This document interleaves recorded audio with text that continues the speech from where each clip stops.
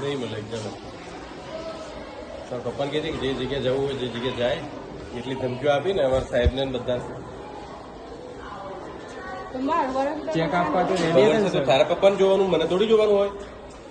તમે 20 તારીખ આપી 20 તારીખ આપી ને 20 તારીખ આપી મારા ઉપર લઈને મેં તમને ફોર્મ ભરવા દીધું કે મારા માથે ટ્રસ્ટી શું કીધું કે 20 તારીખ આપે તો પ્રિન્સિપલ જોડેથી પૈસા લઈ લેવાના. તો પુના માથે લીધું મેં મારા માથે.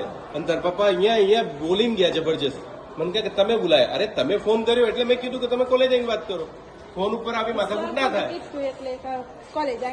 બેટા જેટલા આ જાણ કરીને ફલાણા નેતાને ફલાણા નેતાને આ બધા નેતાઓને કહેવાનું કે 10,000 ભર દો તો એ લોકો ભર દે. 10 દિવસ પછી તમે પહેલા ના આપી દો ને. પણ આવી સગવડ કરવા વાળો કે એવા જે નેતાઓ તમે લઈને આવો છો એ નેતાઓને કહી દો. મેં તો એ દિવસે કીધું પેલા ભાઈને તો આ ગોગાવાળાને લઈ મને કીધું કે તમે ભરી દો. સવારે મારે કોઈ માથાકૂટ જોઈએ નહીં. મારે પેપર ચાલુ થાય છે એટલે તને એક્ઝામ આપવા નહીં મળે બેટા. હું તને બેટા કહીને સંબોધિત કરું છું. તું વાત સમજી જા.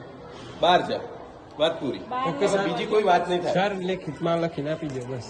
લિખિતમાં કોઈ વસ્તુ નહીં મળે. તાર જે જગ્યાથી જીઆર લાવવું હોય તાર લઈ દેજે. ઓકે તો એક્ઝામ પતાવતા સુધી મારી બેન અહીંયા રહેશે. હા તો બેસાડે ને મારે ઓફિસમાં બેઠો હું વાંધો છું.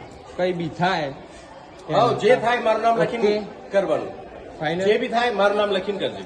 ઓકે જા. એને કઈ બી થયું એક્ઝામ પતતા બરાબર તો જવાબદાર તમે પોતે. અરે યાર હિન્દીમાં બોલું હવે ગુજરાતીમાં નહીં સમજતો. મારું નામ લખીને જે કરવાનું હોય કરજે.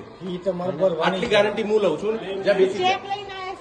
ચેક નહીં ચાલે. જા પૈસા તમે આખું વર્ષ સુધી થયું તમે ટુકડે ટુકડે પર આવ્યો તો મેનેજમેન્ટ ઉપરથી ચેક ના પાડે. બરોબર.